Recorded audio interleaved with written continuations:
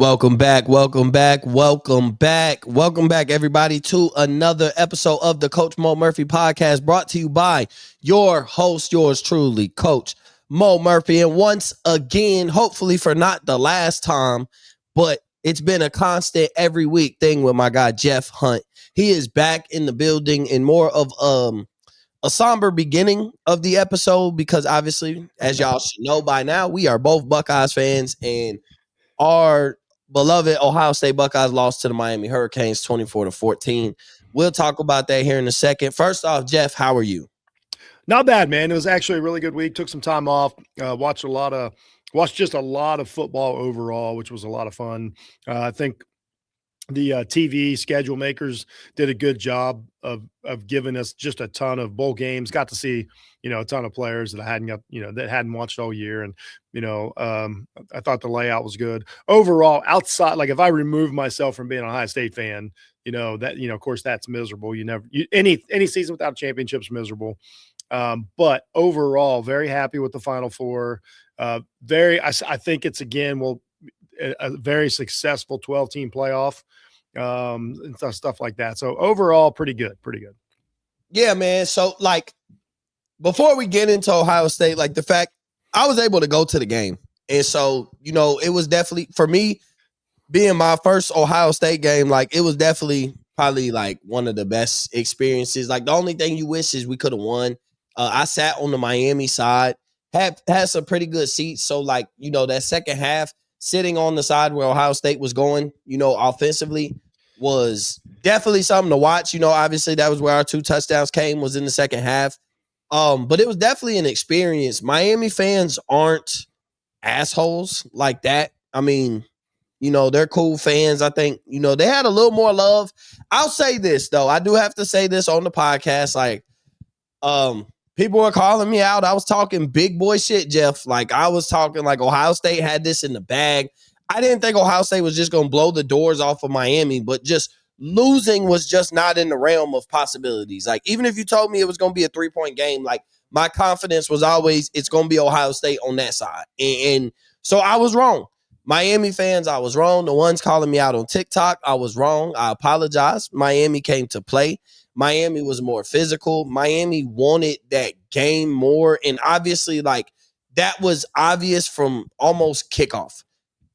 Outside of the fact that the one player on Ohio State that wanted it just as bad as anybody else on that Miami roster was Jeremiah Smith, the guy from down that way, the guy playing against former teammates and guys that he grew up with.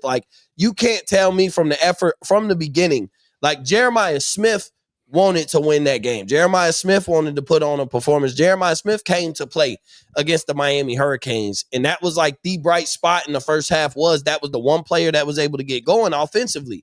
But just Miami just wanted it more, man. They were more physical. They got after it from the beginning. They were tone setting on the defensive side of the ball that they were coming to dominate. At parts of the third quarter and the fourth quarter, the offensive line for Ohio State settled in and was able to get a couple scoring drives going and was able to kind of open up and have to keep Miami honest. Bo Jackson was getting some positive plays. But just for 4 quarters, Miami wanted it more. Even when it came down to Jeremiah Smith got that touchdown, it's 17-14. And I still believe if our kicker makes that kick at the end of the first half, at that point, the score is 17-17. And it's just that 3 points makes a difference in the feeling and how the defense responds, to get that stop. And all we need is a field goal to win this game, as opposed to we get this stop and still need at least a field goal to tie and keep playing in a game that I'm not sure all the players wanted to play in. For all of that, it was the effort just wasn't there. I think the fans and the fan base was more excited about this game than the players themselves, than the coaching staff. It just, I don't know. It was kind of unexplainable to be there and they look so flat for so long. You touched on it, Mo. The entire Ohio State season was a season of ifs and waits and all this that never happened. Like you said, if they make that kick, but they never make that kick. He was never going to make that kick. We've been saying that for weeks, that this kid wasn't going to make the kick. that, and it's all just ifs. Like, well, if they do this, but they just never did it. And like you even talk about Jeremiah Smith and the effort, that he gave in the game, and that's great. No, and I'm not forgetting everything they did last year and all this, but they set the precedence for this all season. They slow played it all season. They never went for the jugular. They rested players, and so nobody was battle ready. Miami wasn't rested. Miami was out there fighting every week for a playoff spot and to look great and to run up scores. And so it built a mentality of like, do or die and all this. And Ohio State never built that scar tissue that they needed through the season. This team really, Ohio State would have been so much better off if they would have actually got their ass kicked early in the season. Maybe lost that Penn State game that they came back in or something like that. They played all season like a team that, the master plan was they were going to be in the college football semifinals. Their coach coached that way. They never had the switch that they told us they had. They never had, another gear that they told us they had. They just showed up as the exact team that we watched. Were they talented enough to win again? They absolutely were. But like, then it's the story of this Ohio State team is we're going to look back and say, what did they do? And it's nothing. They didn't do anything this year. They didn't beat the best team they beat was Michigan. I mean, at the time they played them, the best team they beat was Michigan. Texas wound up being the best team, but that was a shell of a Texas team that they played week one. So they beat a decent Michigan, not even maybe a mid Michigan team. That's going to be the whole season that they're going to hang their hat on with. They're probably going to put another 10 players in the NFL draft. They're going to have a couple, 2 or 3 first-round picks, wasting one of the great defenses of all time. And what we all supposed to sit here and say, yeah, but we beat Michigan. I think everybody can agree with me now how hollow that is. Like the Michigan thing's done. It means so I'm glad it means nothing. I'm not saying there's not a lot of people can see. There's 20% of the people that care, but nobody cares. None of us feel better at the end of that game that we knew we should be moving on in the playoffs. Nobody looked at each other and said, yeah, but we beat Michigan. Who freaking cares? Like, that's for them. That's not for us. I'm tired of this. They can move the game wherever on the schedule. I think the college football playoffs / watching the bowl game / watching the opt-out / watching all that, nothing matters now but the championship. So all the regular season BS, I don't care about the rivalry stuff. That is cool. If you're in the nostalgia and that's you, great, enjoy it. But the other 90% of us want championships. So like right now, Miami is feeling way better about themselves than Ohio State is. Yeah, 100%. And that's my thing is like the people that were sitting on the crowd like last year saying, yeah, we won the national championship, but we didn't beat Michigan. Like, I'd much rather have beat Michigan than win the national championship. Like, yeah. How's it feel? So we beat Michigan this year.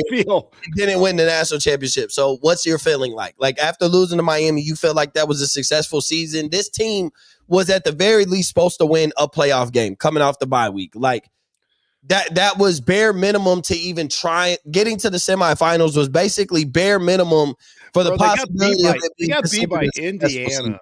This team got beat by Indiana.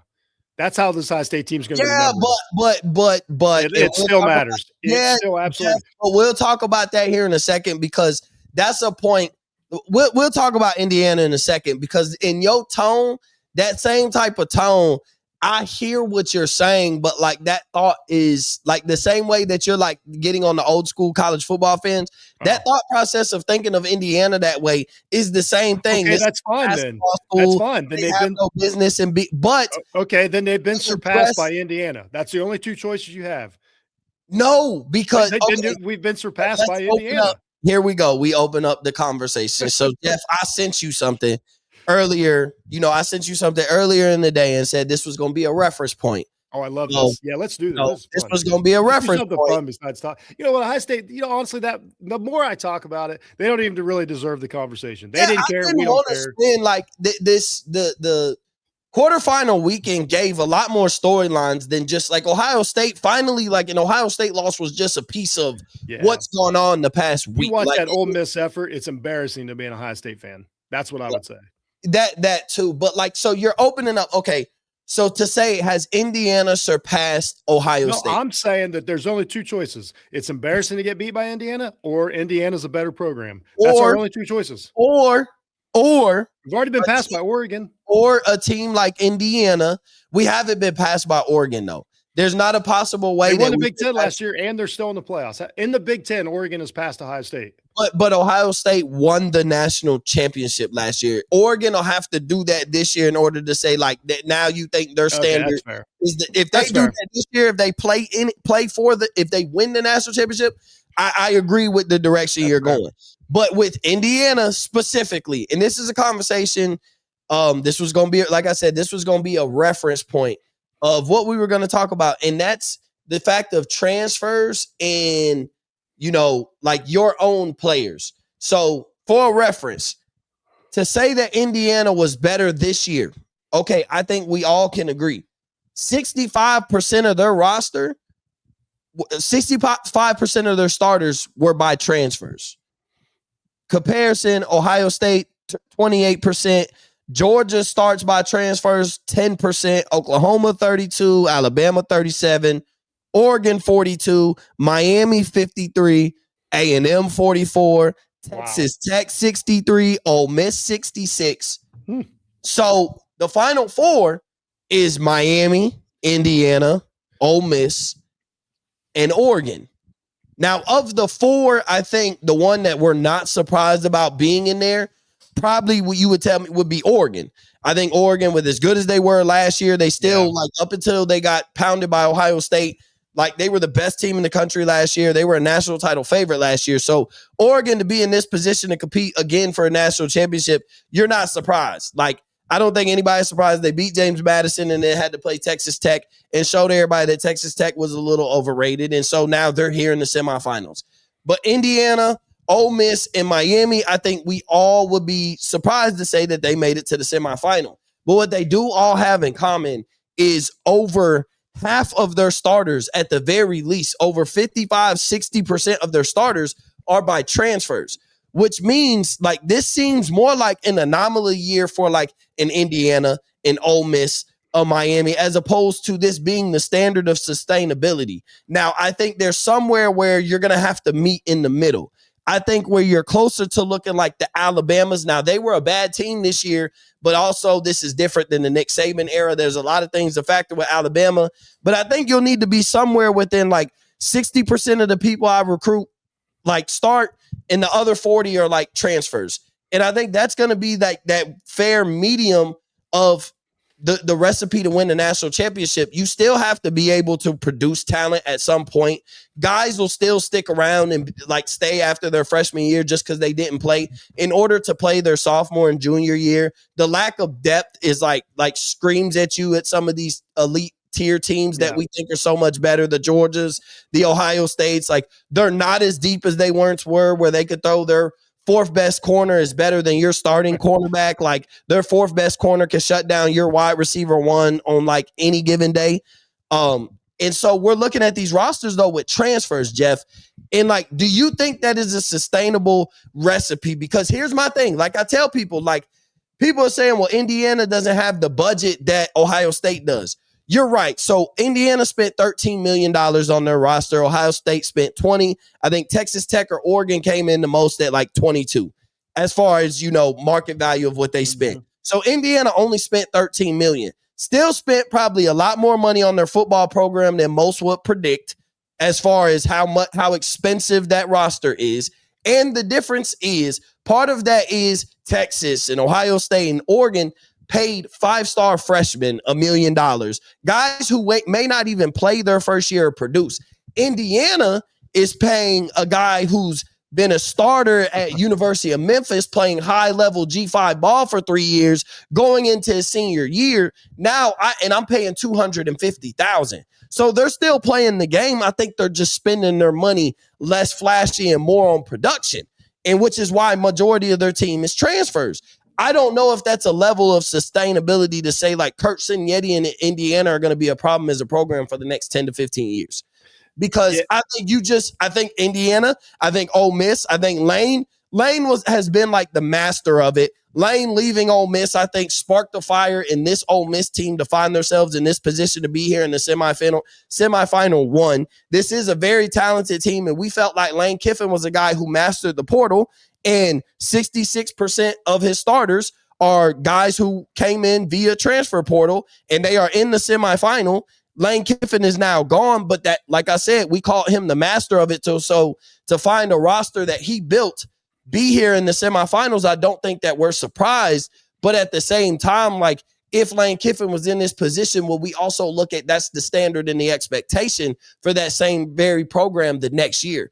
I don't think you would predict like Ole Miss, now they should be the national title favorites going into next year, because a lot of their roster, they got to re-up this type of roster every year. And so that's where the recruits come in. At some point, you got to develop within, so that every 2 to 3 years when you do hit on your transfer portal roster, like, you'll be able to compete with a mesh and a mix of talent in order to win the national championship. I just don't think it's sustainable, because, like, look at Ohio State. If Ohio State didn't have, if they had 72, if they didn't have 72% of their starters be by their recruits, Jeff, their portal guys were kind of bad. A lot of their guys were not, like, the guys that they brought in via transfer portal weren't that good. So if Ohio State didn't have guys that they basically had developed, that they recruited and were ready to play, like, you balance and say they didn't hit on their portal class this year. And if you think the portal is the true level of sustainability where you can play with 60-70% of your guys coming in from the portal year in and year out, then Ohio State will be behind on the 8 ball on that, because you have to depend on your transfer portal class hitting. So I'm just saying, for an example, a portal class that didn't hit this year was Ohio State. Like, their impact players, none. Well, that's not entirely true. Caleb Downs and like the quarterback are the guys that came in, but the guys that came in like this year, like, I'm saying, I don't think Indiana's roster. I don't think Indiana brought 60% of those guys in this year. That doesn't sound right. I think they came in last year. Like, oh, okay, but over the past 2 years, like, that's what I'm saying. Like, Caleb Downs counts. And so you had Caleb hit for one, and then all those other guys that you brought in. This is a weird example for Ohio State's season, because they had so many good players. At Ohio State's, you're totally right. I'm totally agreeing with what you're saying. But Ohio State also doesn't have to reach in the portal for difference makers, because they have them. Like, Bo Jackson was coming in, so you didn't have to go get a transfer portal, as to where I see what you're saying is Indiana doesn't have that guy coming in, so they have to go through the transfer. So Ohio State's transfer class is going to look worse because they have so much talent already there. I don't think we thought C.J. Donaldson was going to be a difference maker out of the portal. So, yeah, it's considered kind of a flop, but it didn't matter. But I see what you're saying. And so here's what I think. I think it's case on case. I think Miami can do it forever. I think Miami can build a portal class for the rest of time. I think actually Miami's in better position for the future because of the portal, and because it's such a, they've proven that, like, every year the big names are they're happy to go down to South Beach and get the money and play and have a chance to win in a terrible conference. And I don't mean that with any disrespect. I'm just being totally honest. Like, if you got to if you go to Miami, you got a great chance of getting to the playoffs, and they did. They were right. As opposed to, like, why would you, like, so, like, Miami is sustainable. I know it sounds like I'm hating. I don't see how Indiana can sustain this forever. I don't see how, like you say, I don't think for 10 years Indiana can put top 10 programs on the field without, the acquired talent and all this thing. I'm kind of agreeing with you on the Indiana side of it. I think this year could be an outlier. I think it's actually one of the most fascinating stories next year is to see how good Indiana is because of everything you said about the transfer portal. So my answer is some teams going to be fine. Some teams like Ohio State are always going to have a higher percentage of recruits. I hope that Day doesn't screw that up too, because that's really the last thing he has to screw up before, he's kind of out on his can. And then I think that teams like Indiana are going to have to try and keep going through the portal. Ole Miss is another one in question. I don't know. I don't know enough about Ole Miss to know, like, will this run, possibly a national championship, translate into an influx of talent through recruiting and less portal, or are they still going to need the portal like they did when Kiffin was there? And then Kiffin going to LSU, is he going to do it the same way he did at Ole Miss? I think it's actually one of the more fascinating stories of next season. Right. And I think here's my thing is like I said, there has to be a happy medium, because there might be holes. Like, the smart thing to do is, if I'm losing a quarterback, the answer isn't always to bring it, like, the 5-star freshman quarterback coming fresh out of high school really isn't the answer if the standard is trying to win a national championship. Correct. They will become the answer eventually. But to me, like, if you're a Michigan fan thinking you were going to be back in the fold of winning a national championship because Bryce Underwood stepped foot on campus today and it was for his freshman year, I think you're a little insane. But it's not a Michigan fan thing. If your season rides on a guy fresh out of high school, a 5-star, a guy we've never seen before, it doesn't matter. If it's a freshman to lead that pack in order to win a national championship, then I think right now you're living. As an Ohio State fan, I would agree with you, Mo. I would say that a first-year starter is not the way to go to win a national title. Like I think they get thrown around like one of them wrestling stuffed animals that kids had back in the day. But the situation with Julian saying is different because it's the exact situation. He wasn't good enough, and he's been around for a year. There's a difference. He's stood around for a year.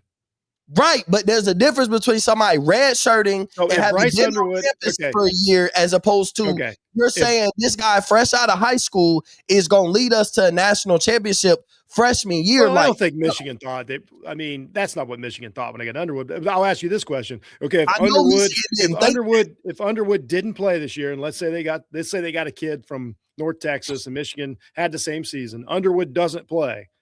Do you think that he's better starting next year than he was this year? Because I don't. I think Julian Sain is the exact same as a freshman starting this year. I don't think standing around and taking junk snaps gets a quarterback ready to win a national title, as opposed to Will Howard came last year. He played for average teams, but he played, and he got the playing time, and he got the feel for the game. So a much less talented quarterback, seasoned, is way better than a kid. So I'm agreeing with you.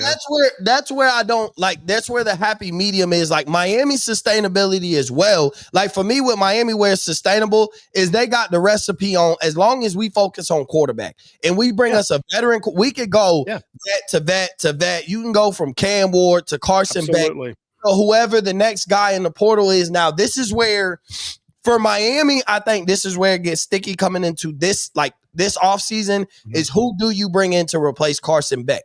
Because the transfer port, is it a guy who started a bunch of games, or is it a guy that's former 5-star that's been around for a year or two, hasn't really had a lot of time? But I think that's the answer. And that's where, does that work for you? Like, here's my thing. Like, does it end up working for you becomes the question. Like, do I want answer in it the guy that played a lot of games, or is it just going into the portal and getting it right on quarterback? Because a guy who's, and I'm saying like a Deuce Knight from Auburn, like he hasn't really played, but the talent is there coming out of Auburn, where you think if they go after him, is it still like, do you want the 4th or 5th year senior as opposed to the sophomore that's coming in, or even the junior who's only played minimal snaps because he's been behind a veteran quarterback who's going to the NFL? That's where, if Miami doesn't hit on quarterback, because in a sense, we can say whatever we want about Carson Beck, but throughout the regular season and in games that mattered for them, Carson Beck was pretty good. Like for the standard of what he needed to be in order to get them to where they are right now, Carson Beck was good. If you don't replace Cam Ward with Carson Beck and you replace him with a lot worse quarterback, I don't think you're in the situation. It is risky, but I would say that transfer quarterback. So here's the other side of that. I think that's what recruiting is now. I do not think, I am not saying obviously coaches still want the best kids coming out of high school, but they're way more concerned about the best freshman or the best redshirt freshman or the best guy that played one season that's recruiting now. So I don't separate. Carson Beck is the classic transfer portal, old guy, bring him in, Will Howard type, the same deal.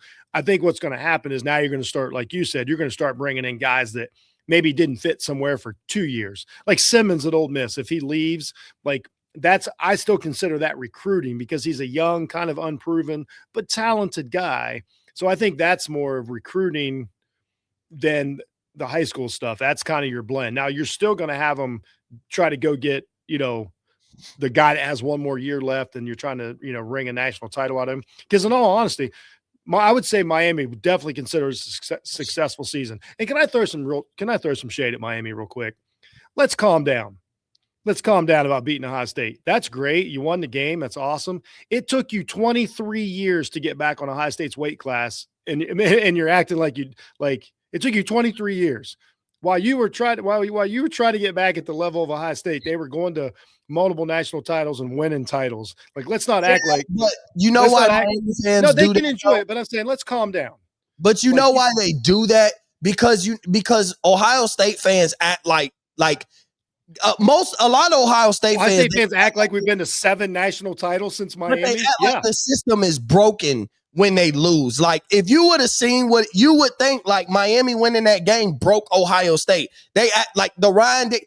I would think that if I was Miami, if as soon as I beat you, the Ryan Day should be gone conversations or fire back up. Because all Miami's business. I'm saying that's not Miami's all business. We have to go on is social media. Like, that's really what it is. That's what we see Miami fans say. What they say, they say old ass Michael Irvin. That shit ain't necessary. That's stupid. But that's what they've been doing all year. They started it back when they got back into even relevancy with the turnover chain 6-7 years ago. Yeah, that's what they do. Down. But Ohio State fans have become so spoiled. We also act like we don't know how to take a loss. Like, it's we don't. You know what? But you know why we act like that? We haven't won enough to think that. We win once every 10 years. Like, we have, because we be so arrogant, and I'd be like, bro, we're in the mix every year, but we win one every 10 years. And we have an arrogance like people that under the Nick Saban Alabama regime, and we shouldn't. But we do, and we win one every we beat Miami, then win one again until that's my point. Then what's Miami so excited about? What's Miami so excited about? They don't do this. Their standard isn't even this is an enjoyable. Miami and Indiana deserve each other. they deserve each other. But Miami and Indiana, like, maybe this is a new standard for them, and they jump into in this realm of college football where NIL, maybe it does benefit. Like, prime example, Indiana if Josh Hoover from TCU, who is just committed to go to Indiana, if he can give you the same results that Francisco Mendoza can, as far as a seasoned quarterback, has played really well in a P4 conference, coming in to remain the standard, and you can keep that same level of talent, that might be the answer. The Carson Becks year in, year out. The Josh Hoovers, where they're good quarterbacks, maybe a Drew Mestamaker might be the answer for. That's why I could see Miami flies in and gets a Drew Mestamaker who got a couple years left, like who could play for a couple years. The flashy guy showed you that he got some talent. I just don't know. Is that the same as going young? Like, is that the same as the recruit that you have sitting there for a year and we're just going to go with him? Tough. And as opposed to going with the Josh Hoover who's played at TCU for 4 years, that played at Georgia for 3 years, the Cam Ward that played Power 4 football for 4 years. Like, that has been like why I think Indiana is so good. They got an older quarterback. Well, I think since this started, what's the answer? We know we've got the answer. Let's look at it. So since this started, Will Howard successful. That was a good one. Yeah, major success. Yep. Yeah. Before that, Gabriel, like Michigan was homegrown. Yeah, Dylan Gabriel led that Ohio State team. I mean, that Oregon team that beat Ohio State and all that, undefeated Big Ten champions. Like all four quarterbacks this year are transfer guys. Like it feels like that's the answer. Like Dante Moore's a transfer guy. Like all these guys are transfer guys. Like they all are. So, like, the answer is that's the way to go. Is based on experience. And Ohio State just keeps wasting time recruiting guys, and then they leave. Like, what are we doing? Like, just quit worrying about these high school kids that don't know if they want. That's fine. Like, I'm not even believe me, I'm not blaming a player. Do what you want, but like, you can't waste your time on this. And then they leave, and then you're like, you know what I mean? Like Aaron Nolan's already left with two quarterbacks left this season. Devin Brown. I'm not even saying that these guys are good or great, but it's just a waste of time to have them on the roster. Yeah, because they are like they're leaving because they're not playing. Like, yeah, but even Tavian St. Clair, who I don't know if he stays or if he goes because of the simple fact, like, did he sign up to play behind 2 years behind Julian? Saying like, you also don't know if he's good. We don't know if he's good, as opposed to if you get somebody out of the transfer, they might be. So it is tough. I don't even know how they make these decisions. Like how you decide, like, because you're riding or dying with your quarterback. If he's bad, complete failure. You lost a season because you guessed wrong. If he's good, you're Miami and you're in the semifinals, or Mendoza or whatever. Is it one of those where that level of just depending on? I mean, I guess it's no different. That's why I say there's got to be a meet in the middle, because it's really no different than depending on your recruiting class year in and year out that each one of them develop into being like, maybe we don't hit on the transfer portal class, but it's like hitting on free agency. It's really like, I guess the conversation becomes more built around, it's like, do you hit in your free agency class? The guys, the vets that you bring in that are ready to go, are they good enough to play at this level, at the level of standard that you're trying to play at? And if they are your Indiana, if they are your Miami, I think Miami has a solid mix as far as keeping homegrown talent. They got a lot of guys from Miami. Now they're keeping them to be Miami Hurricanes, and then they address all their needs in the transfer portal. Obviously, you go from, you brought in Cam Ward, you went 10-2, 11. They went 11-1 and didn't win the ACC championship, but they went like 11-1, borderline playoffs. You go back, Cam Ward goes to the NFL. You get Carson Beck. You go 10-2. You make the playoffs. You got 2 playoff wins under your belt with a chance of a national championship appearance and a national championship title, on the horizon as you match up against Ole Miss. Like, you beat Texas A&M. You beat Ohio State with a transfer quarterback. Now, Ohio State loses to Indiana, transfer quarterback, loses to Miami, transfer quarterback. Now, obviously, Julian Sand doesn't play against Francisco Mendoza. Julian Sand doesn't play against Carson Beck. He sees their defenses. But even just the poise that those guys had in the moments when the time gets sticky was just a little bit different than Julian Sand. And to me, that's not about talent. That's about experience. Like, I guess the answer is, let's 3 years from now, probably doesn't make the mistakes that he made in the Indiana game against a great defense, in the Miami game against a great defense, even a couple of mistakes he made in that Texas game. Like, maybe that was the sound alarm, was the lack of, we didn't open it up, because there still is a lot of those young mistakes that we have. But I don't think, like, Ohio State didn't hesitate to put points on the board to start the season when they had Will Howard come in last year. Like, there was no, like, we're going to wait and see if he's ready for the moment kind of thing. Yeah, like, it's because they had a real offensive coordinator. It's a whole rabbit hole at Ohio State. It's absolutely the whole problem with the season is they screwed up and kept Brian Hartline an offensive coordinator. It ruined the season. We all knew it from day one. We just kept turning our head to it and being like, nah, it'll be all right. It'll be all right. And it was never all right. It was never all right. The offense was horrible. It was too slow. It wasn't creative. It exposed the running game. It exposed the quarterback to hits. Like, all the BS. It was just terrible. It's over. He's gone. They need to go get an MFer to coach this team, and they'll be back on track. That was the story of the Ohio State. But I totally agree with you. Like, I don't even know, like, next year going into it, you got Arch Manning, he recruited. Who else is, like, leading their teams that was recruited by the team they're going to play? Like, Stockton with Georgia's gone, right? I mean, I just, like, they're all going to be transfer quarterbacks.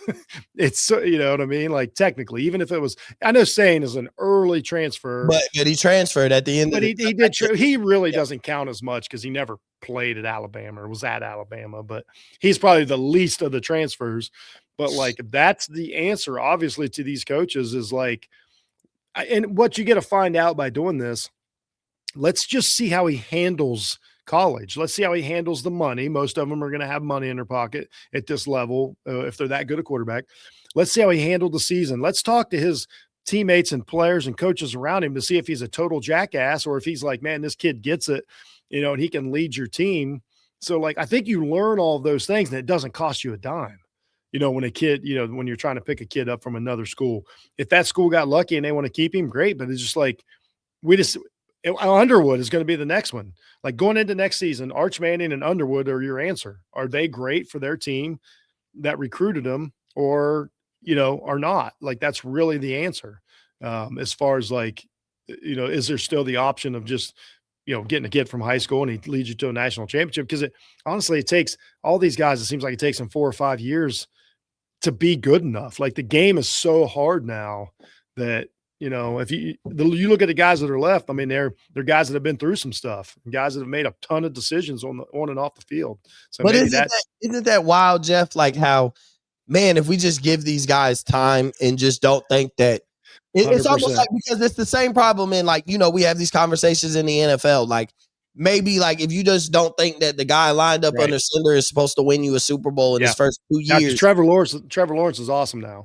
Like, you know what I'm saying? Like, it's just a development thing. Like, maybe the expectation was unfair for some of the younger guys. Mm-hmm. Like, maybe if Michigan fans thought we'll be able to beat this Ohio State team because we've been able to beat them with lesser talent, whatever. Now we have this quarterback. Maybe this year that was unfair for them to put that on Bryce Underwood, but next year he'll fully look like, oh yeah, this is what we got Bryce Underwood for. That's the possibility. Like maybe it was unfair to think that Texas was supposed to follow up, getting to the semifinals by going to the national championship in Arch's first year as a starter, even though he was an odd case because he's been on campus for 2 years already. Like this is his third year on campus. He's a first year starter. He started 3 games. So I know his situation is a little different that you thought but experience is experience. And the only way you get experience is by playing in games. You can be a practice warrior, but the only experience you get is by playing in games. And that's why like Arch towards the end of the season looked as good as he looked. Like it wasn't a coincidence that towards the end of the season, he was able to get it going. And so now he looks like he may be a wrecking ball and start to really look like the prospect just maybe a year later than everyone expected of what everybody thought he was going to be this year. I think he'll be next year. I'm going to ask you a quick side note about that. I got a couple quick side notes here because you led me right into it. First of all, a quick answer. If you really think about it, should Arch just go pro now? Is he really going to get drafted any higher coming up? Does it really going to matter if he stays another year? Like right now, if he comes out, but right now, if he comes out, like why would you I think he would wind up going above everybody.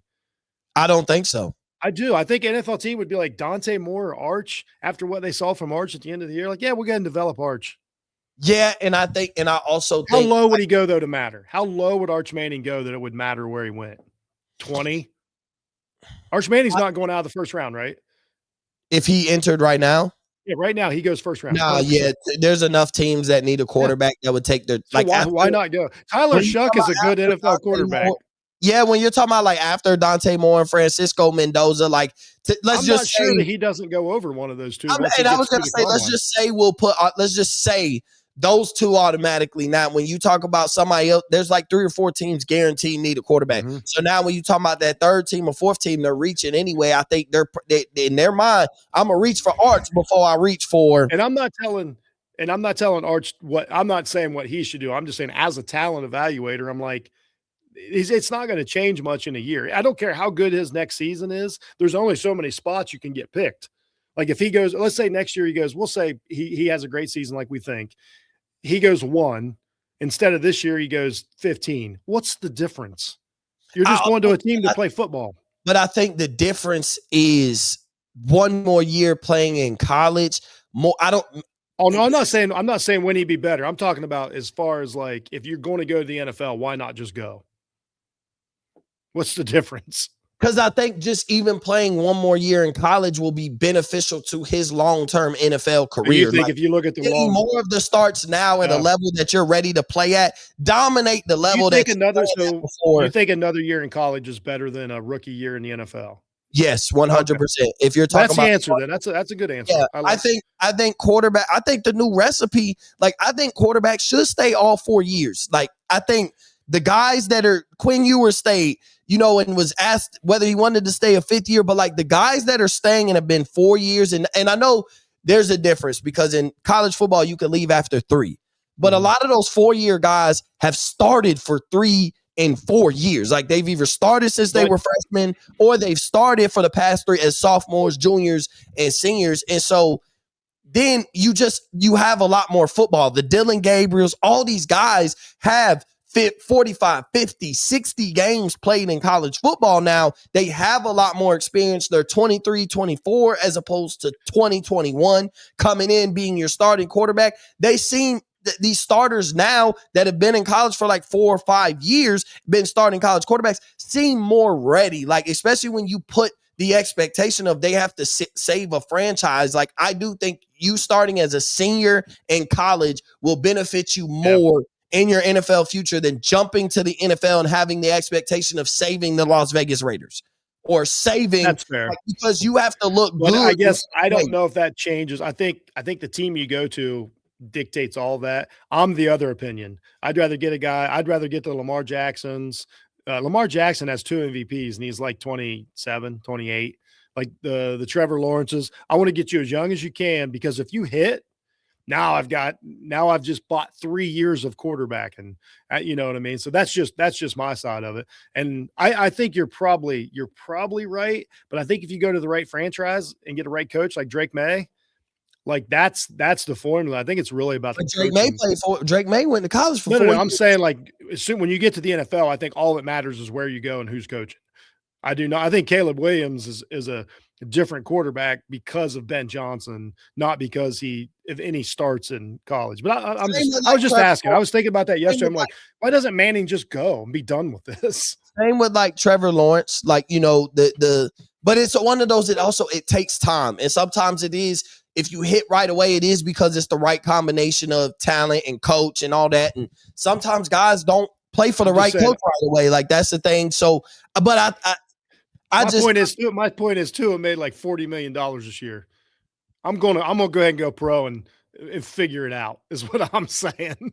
Yeah, but I do think just there's part of that, like when you don't need the money, the development, the thing that's that's specifically Arch. Now, I don't want to talk about that. Like I'm just saying these guys talent.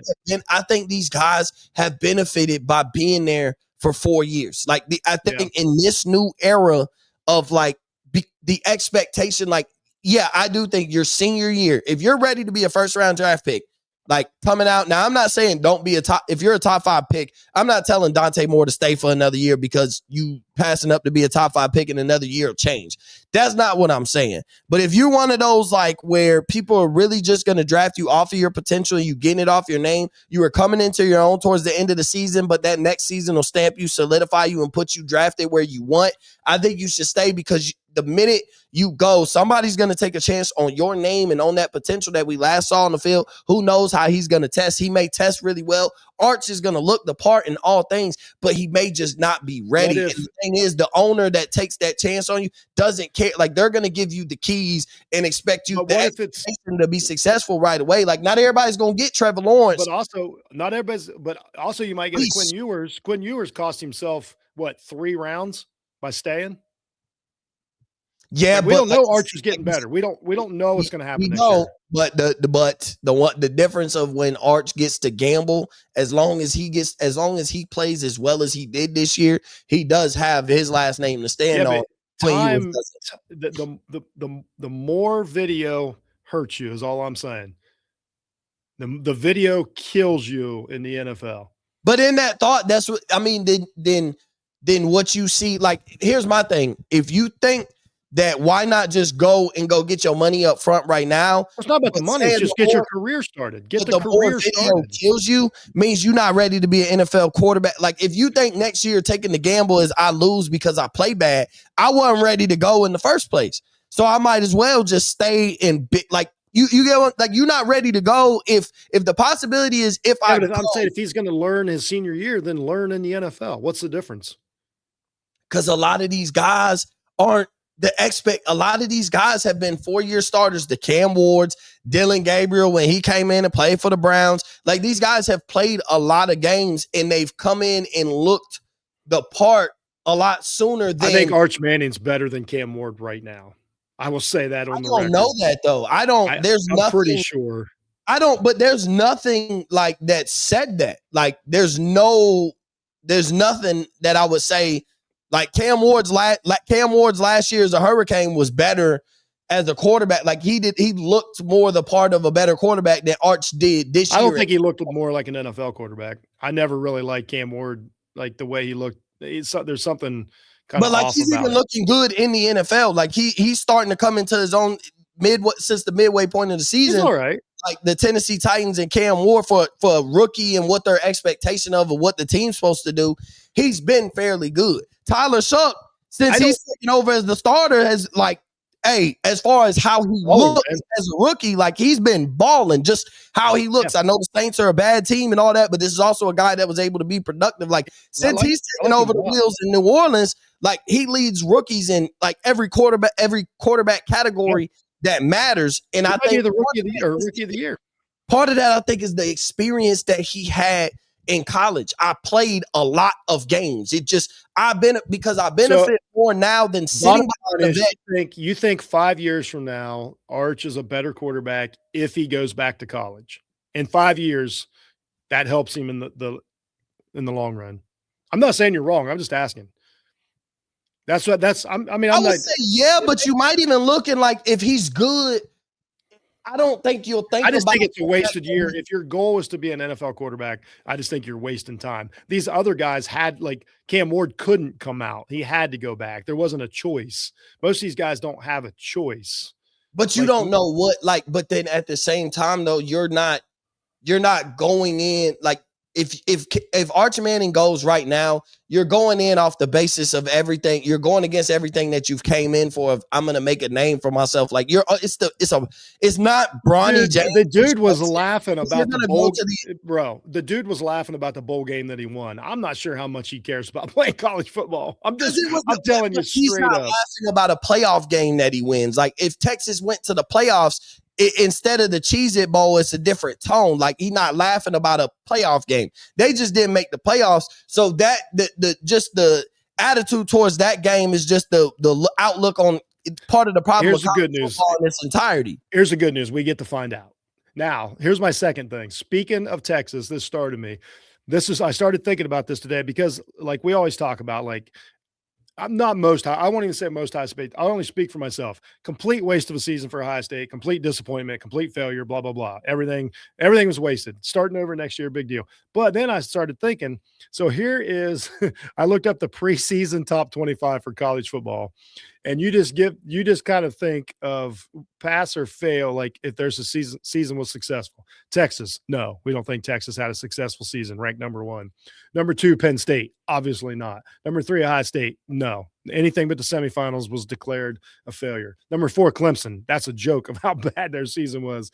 Number 5, Georgia, iffy. I would say they would consider a disappointment, but a really good game. So I would say they're on the line. I think Georgia fans would be disappointed. I don't know if I consider them a failure.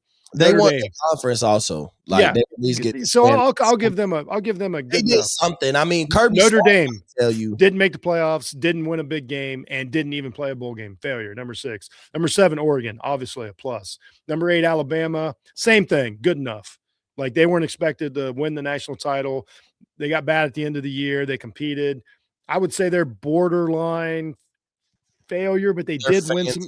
They won some good games. They'll hang you with a pitchfork for no. I'm agreeing with them. If they say a failure, I'm just saying in general. 9 LSU failure. 10 Miami, huge success, no argument there. 11 Arizona State, obviously a failure. 12 Illinois, failure. 13 South Carolina, failure. 14 Michigan, I'd say that they're right on. 15 Florida, failure. 16 SMU, they were kind of irrelevant, whatever. They're probably happy. Then you got like 17 Kansas State, 18 Oklahoma, success, good season, made the playoffs. 19 Texas A&M, good season, made the playoffs. 20 Indiana, goes without saying. 21 Ole Miss, great.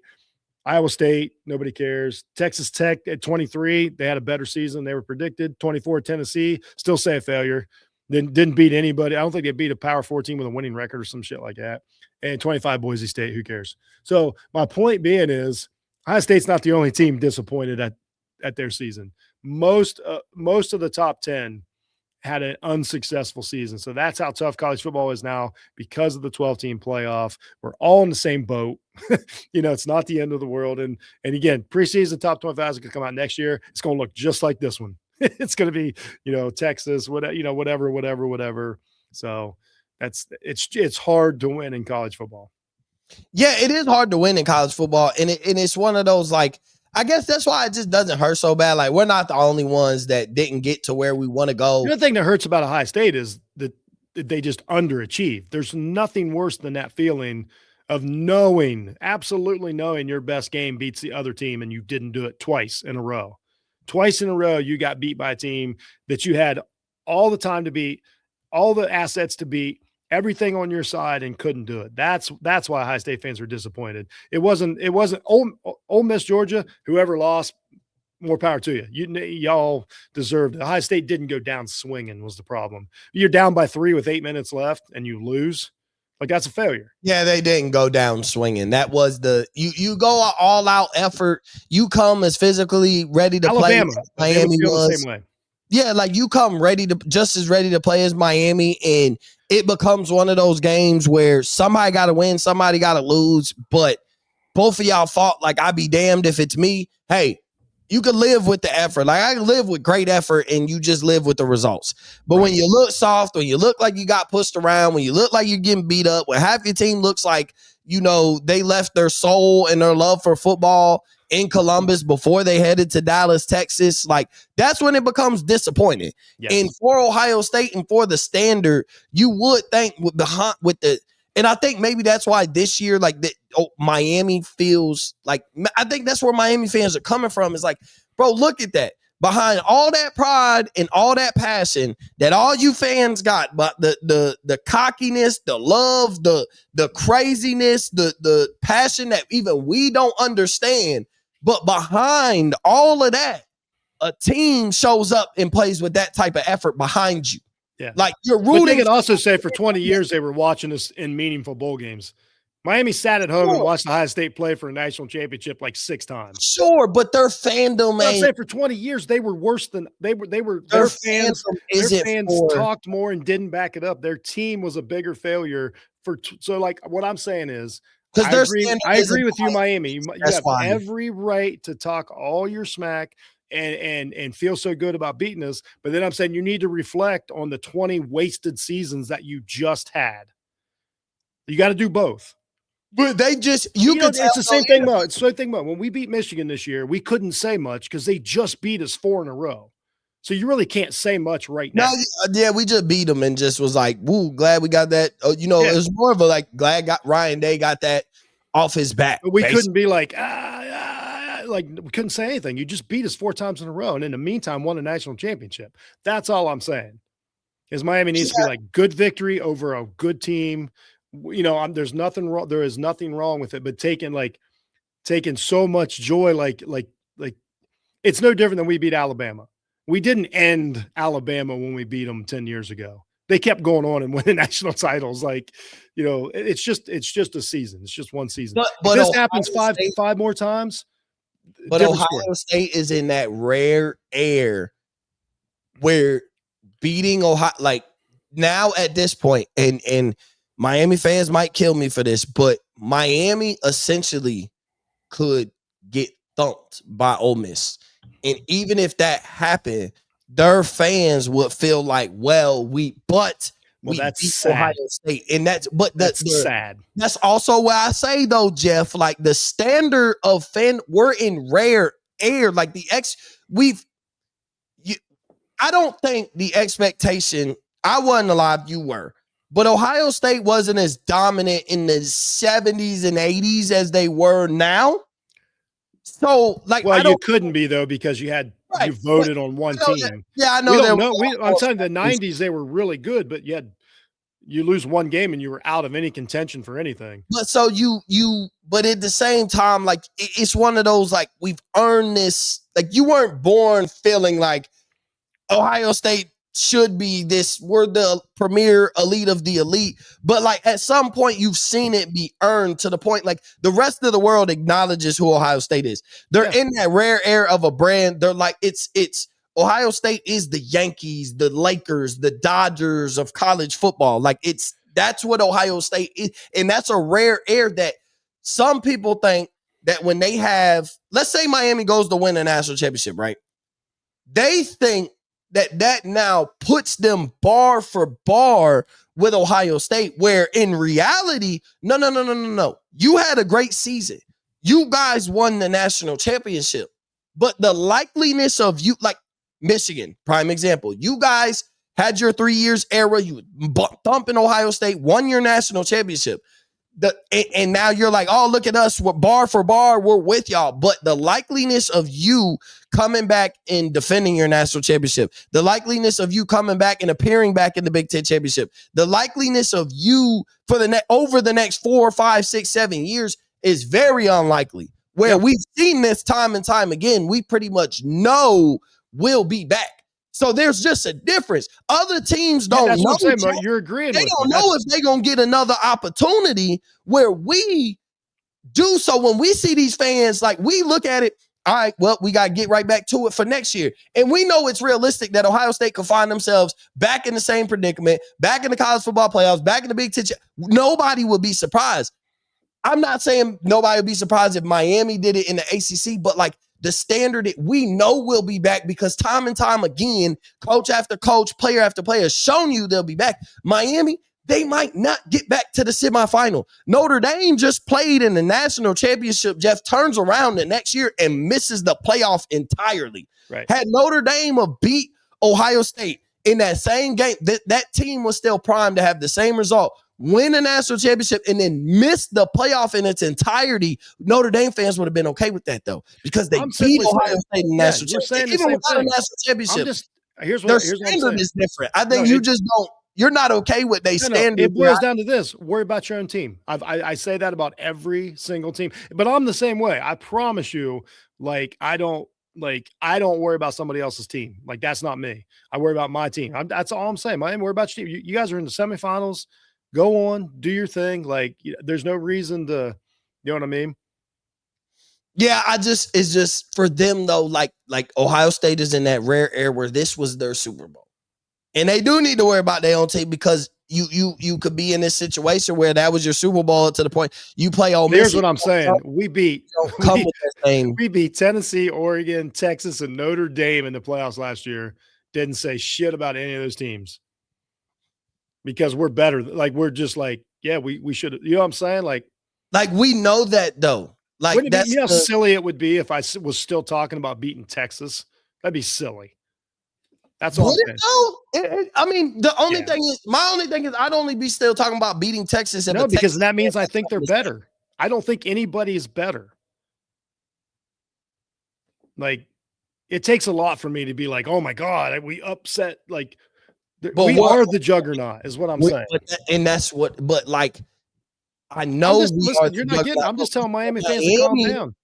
But for them, though, telling them to calm down is they're not the juggernaut.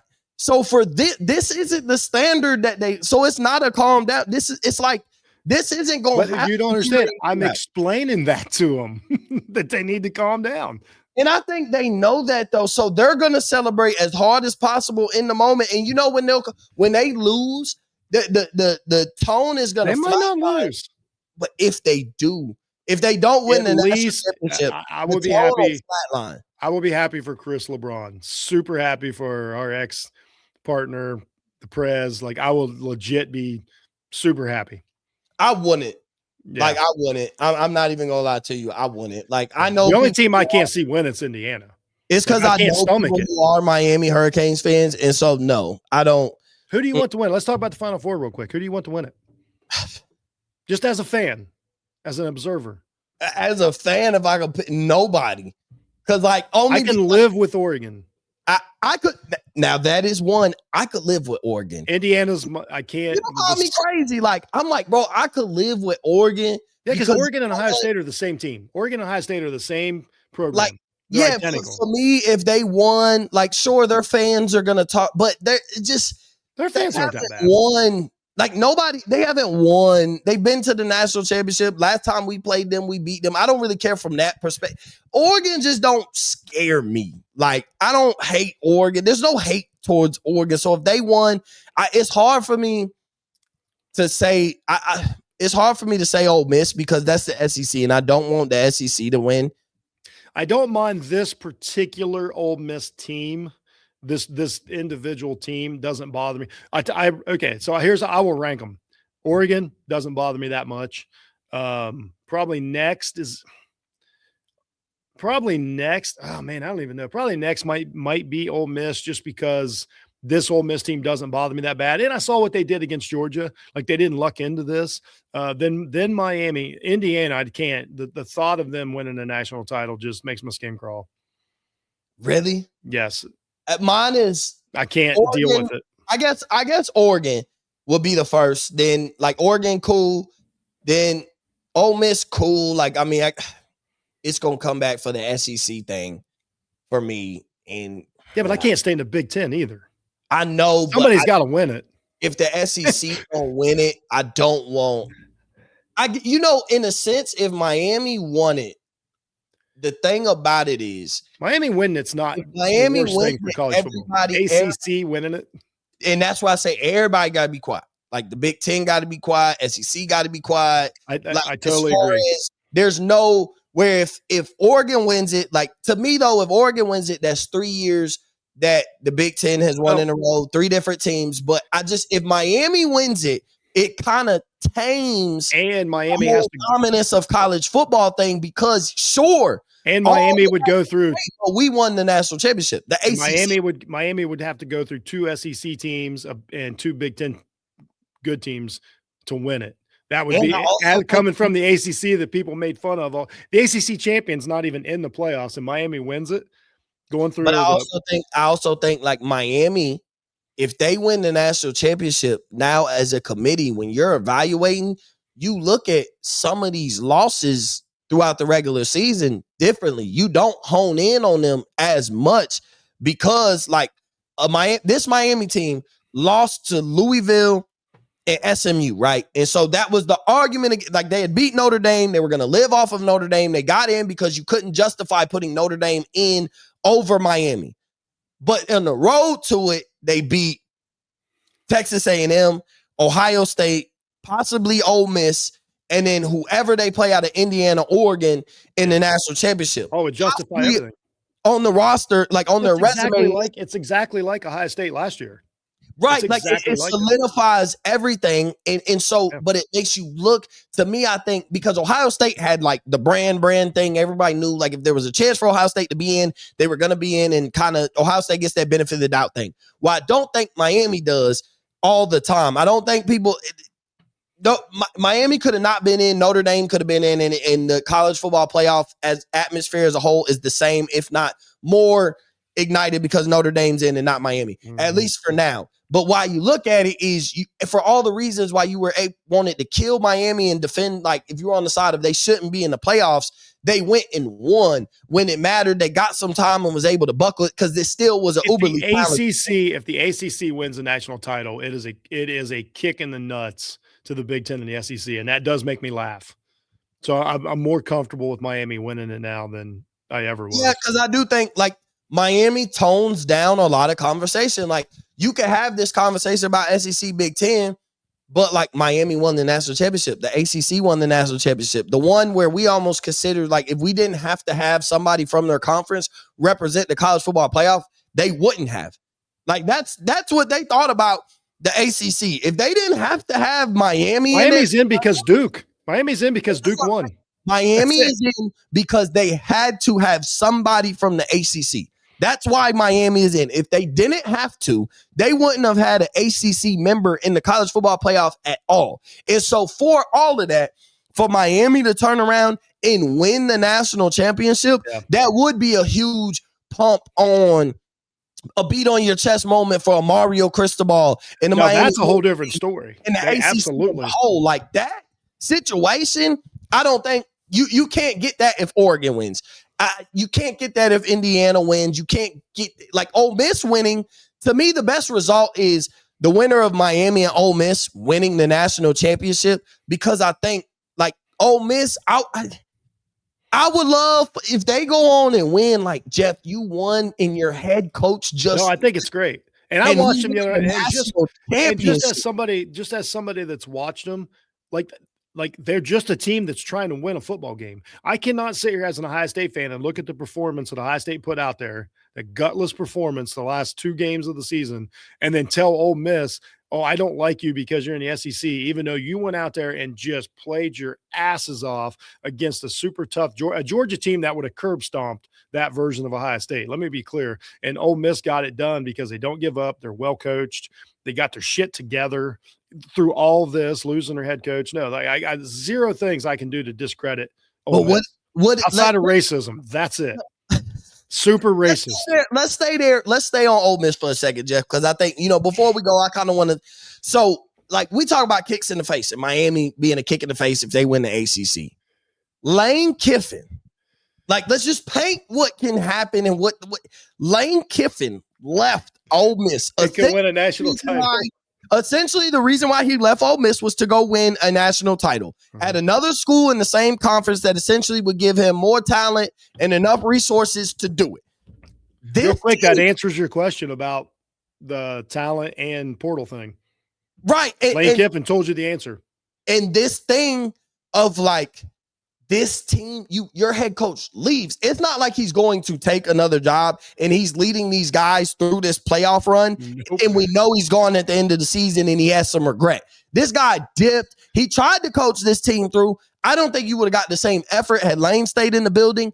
Then on top of that, Jeff, how amazing would that be for this guy, this interim coach that's going to take over as the head coach for the future of this program, that on the back of, maybe it was on the back of Lane's roster, but I had to keep this thing together through the portal, through all this, keep this thing together in order to win the national championship. Yeah. Imagine like what that does for him as a head coach, what that does for Ole Miss as a program in the SEC, what that does for the boosters of Ole Miss. Like, man, we're looking to keep this thing rolling under this dude's regime. Like, he got guys to believe. There might be guys with it looking at this portal thing like, bro, I'm going to Ole Miss. I'm going to play for that coach. I got some experience. I'm ready to get them to run it back to back. Like, in the SEC, I know my team going to be watched week in, week out. We're going to get played respected football week in and week out. And I got an opportunity. Like, that can upstart a lot of things for this era. Or what I really think is going to happen is all those players are going to go to LSU. That's my genuine. I think I'm just going to say this. I think Ole Miss should probably try to win this one. That's all I'm going to say. I think they should probably try to take advantage of this. I don't know if this is not sustainable. You asked the question earlier. But if you win it as a player, like if you're State just won it, did it matter? No, but if I'm if I'm one of those guys, like this Ole Miss roster, like the guys that were gonna go to LSU, if I win it, do you stay or do you still go to LSU? Like I won the national championship and I'm gonna just go to LSU anyway. They're going to LSU. So you think? I'm just saying that's my prediction. I have no idea, but I think that I just think it's a different thing. I don't think there's much carryover from there's no carryover from Michigan's national title. There's no carryover from Ohio State's national title. I don't think any of that has the impact that it used to. I think it's all about the season starts after everything's over, and then the NIL and the portal, the agents. I think the agents have more to do with it than most of the players now. And the players like, what's my best deal? What's the best place to be? I'll go there. I don't think that's my opinion. I don't know how this you think the pride is gone as far as I just won the national championship rallying behind this head coach, like this interim coach that filled in that's going to take over the reins. So now, but I still was prior to this run, I was going to transfer over to LSU once we got knocked out of the playoffs. I don't think it's totally gone, but I think there's a certain amount of it and I've always said this when I have this conversation, because we have this conversation a lot. What we forget about is like, yes, we know all these kids that leave and we're like, I can't believe they left and they just won it. What we don't talk about is all the kids for decades that were loyal and got completely screwed by their teams that they were on. And we don't remember their names. They never wound up making it. And all these things, they didn't do what was best maybe for them as a player, or couldn't because of the rules. And it didn't work. Like, there's so many guys that stayed at Ohio State for 4 years, and then on senior day, we get them a touchdown and everybody's cheering. We're like, that guy might have caught 20 for another team, and he's just stuck on our bench. Alabama did it for decades. So I think that players have to be like, you tell me the best position I can put myself into, even if it's not the NFL, to win, to make myself the playing time, all of these things I think they have to consider. And it might be Ole Miss. I do think obviously this is going to change a lot, that this coach is going to be successful. But I've seen it time and time again with a coach that you're like, man, this guy's – I compare them all to Jimbo Fisher. Like, man, this is going to last for decades. Larry Coker, it don't always last. Like, sometimes it's lightning in a bottle. And you got to be – Lane Kiffin is a businessman and a CEO. Ryan Day is a businessman. Ryan Day is not a great football coach, but he's the businessman of him has been able to keep that program moving. Even through, honestly, he's mostly failed. If you really look at it, he's mostly failed as a coach, but he keeps the talent coming in, and he keeps the portal guys coming in, and he keeps guys happy. So he's like you said, he gives them a chance every year. I do not know I don't know anything about this coach to know if that's sustainable. That's just my prediction. That being said, awesome if Ole Miss wins this. Awesome. Isn't that part of the savviness of like the Lane Kiffin, the Ryan Day, the Dan Lannings, and I think that's why those guys. Now, don't get me wrong. I think Ryan Day, Dan Lanning, and even Lane Kiffin are like monsters of the game as far as they stay up and they digest this football. I don't think Day is. I think if he doesn't get Patricia this year, what's their record? Be totally honest. I don't know, 10-2. I mean, they might not even make the playoffs. I'm just being serious. Like their defense was so good that it allowed their offense to just go out there and stumble around. Like, I don't know how good of a coach and when we saw what he did, now that he looks at the offense, like it's completely passed him by. He doesn't have time for it. Now he's a better CEO, better head coach now, and that's fine. You got to just have MFers around you and go get it done. Like Lane Kiffin. Lane Kiffin is the role model for how to coach modern college football. And that's why I say, like, I think but still, like, that group of like the Ryan Day, Dan Lanning, Lane Kiffin, even that's the relatable, like that's around the ages these kids are relating to. They're young enough. They're veterans enough in the game of coaching to understand the coaching aspect of it, but they're still young enough and in tune enough and got kids these guys' age that they're recruiting that they understand the culture of college football, 100%. The culture of these kids, and they're relatable. And so the wild card, real quick, of them is why like Ohio State's so good. Why Dan Lanning and Oregon is the wild card. Signetti. We have no idea what the future is going to look like in Indiana. No, what he's doing, the best coaching job in the country, and it's by double. Maybe the best coach team in the country. We're going to find out they might be the best team in the country. We have no idea what's going to happen when he has a guy that's in his second year and wants $5 million to play quarterback. We do not know what's going to happen. It might be great. We don't know. And that's where all of this gets sticky. For Michigan, we don't know what's going to happen with their coach. When you don't have the influx of talent anymore, like when you don't have the 4 or 5 depth pieces to sit on to know that everything is going to be good, like that's what you have to deal with. And now I think it's just one of those where Ohio State got to sit down. They got this portal. Like for me, Ohio State, to close out, Ohio State got to really attack this portal. And I'm not saying get a whole bunch of portal guys. When I say attack the portal, just you look at your biggest needs, go ahead and plug a veteran guy in those biggest needs. Let your 5-star that you got come in, compete. And if he's flat out more talented and he's more ready to go by the start of the season, I'm all for it. But saying like, I'm not going to go get this 3-year starter at linebacker because I got a 5-star linebacker coming in is where I'm like, nah, attack the portal. That's where you go get a transfer guy that's ready to play now. You got to get a bunch of bridge gap guys. But they probably need to do. It's not like the NFL. It's not like getting the thought of getting a bridge guy, like bridge quarterback guy or something, some mediocre guy. No. I'm getting a guy who might be a 1st-round pick after next season that I'm going to turn into. He's just been starting over there at Bowling Green and not here at Ohio State, but he'll be a 1st-round pick after a year. It's not. They need to search the G5. No talent. Ohio State needs to do better in the G5. But here's what does that. Coaching. Go get you an offensive mastermind, a real offensive coach. Players will be like, oh, I want to do that. Like, what's going to kill Ohio State when they're trying to get a kid to come there is they're going to be like, your offense is butt. and so they got to convince them like, oh no, we're going to start high flying. We're going to go back to scoring points. We're going to look like a team again, that can do it. And that's the difference. So as long as they hit on coaching staff, which they did really well last year, obviously they're going to be fine. Yeah. It's just that loss kind of messed up the whole season, Jeff. It just, it was completely wasted. Yeah. Now like college football, just even if you really think about college, I mean, Ryan Day's wasted at least 5 decent teams. Just wasted them. Like we sing his praises. Nobody's living more off a national championship than Ryan Day. I mean, he's wasted some good teams. But to me, remember what I said though, Jeff. Remember, I agree with you. Ryan Day won a national championship at a perfect time, though. You never want to win the national championship and then follow up with the 5 seasons, 6 seasons he had before the national championship.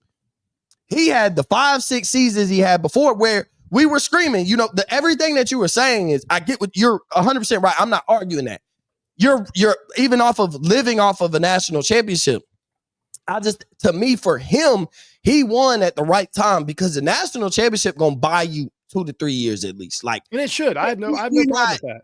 And it's not him. Had he won, let's say he won in 2019, I think and then every year after that happened, I don't think Ryan Day is still the head coach of Ohio State. I love Ryan Day. I'm not firing Ryan Day. I'm not on the fire Ryan Day side. But I don't want to have to fire Ryan Day. But I agree with you that let's say he won the national championship in 2019 and then has all the same results of every season up to this point, up to 2025. Oh, he'd be gone. He'd be gone, as opposed to he had those 5 or 6 seasons. As soon as we were ready to get rid of him, back against the wall, we don't know what would have happened had Ohio State lost to Tennessee. Like, we don't know. We won't know, but I think that's a possibility, and I think he kind of should.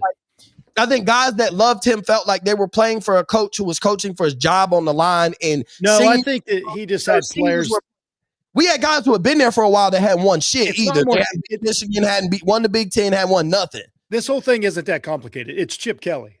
Like, we're looking for all these magic things that was the difference in Ohio State this year. It was having a proper offensive coordinator and not. It wasn't about want to or any of the players can want to all they want. If they don't know which direction to run in or you can't scheme them open, it does not matter. It literally just boils down to offensive coordinator. It's all coaching. So we have to hit on the next offensive coordinator hire, or else you feel like we're going to go back to another.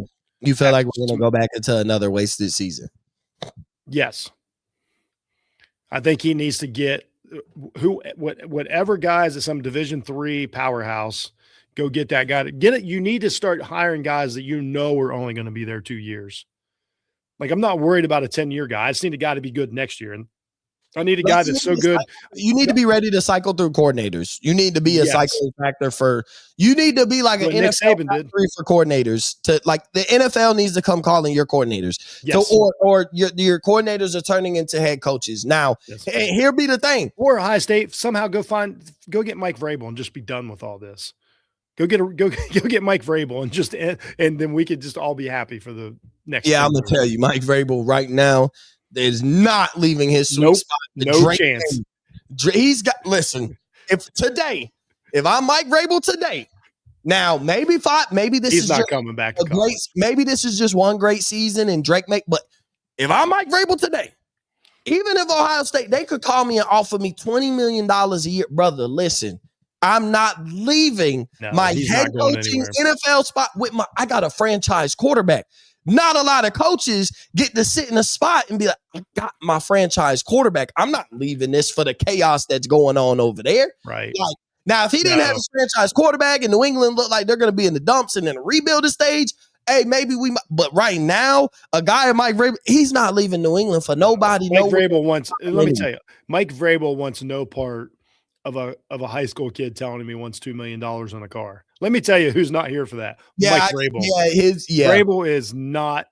That's a bad dude. He is not cut out for that life. And I feel for the coaches that are. And again, like I say, it's going to be fine. They got the money. They're going to hire good, coordinators, blah, blah, blah. Just like when Knowles left, it was fine, better than fine. Patricia will talk somebody into coming there. That'll take more of the pressure off Ryan Day. He'll be able to just be a head coach, and they'll be better. Sane will be better next year. Hopefully they got to get their offensive line shit straightened out or nothing's going to matter.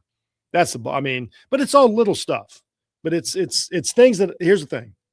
It's things that Ohio State can do because of the talent, because of, all the advantages that they have. There's no doubt. Indiana's going to have a harder time rebuilding next year than Ohio State. I'm not saying they won't, but they're going to have a harder time. Yeah, and that's just the reality of the situation. Well, that is Jeff Hunt. I'm Mo Murphy. I feel like we've had a productive almost hour and a half conversation, get some things off our chest, and just talk college football. There's been a lot of things going on. Like, Happy New Year's to everyone. I didn't say that to start off the show, but Happy New Year's. We are now in the year 2026. I hope everyone enjoyed their holidays. Ohio State's undefeated in 2026, everybody. That is true. Ohio State is undefeated in 2026. So I hope everybody enjoyed their holidays. Those that are having to go back to work and go back to school, such as myself, I hope you guys are ready. I hope you guys enjoyed your vacation. But I appreciate everybody for tuning in. I appreciate everybody for listening. We will catch you on next week on another episode of the Coach Mo Murphy podcast. Peace.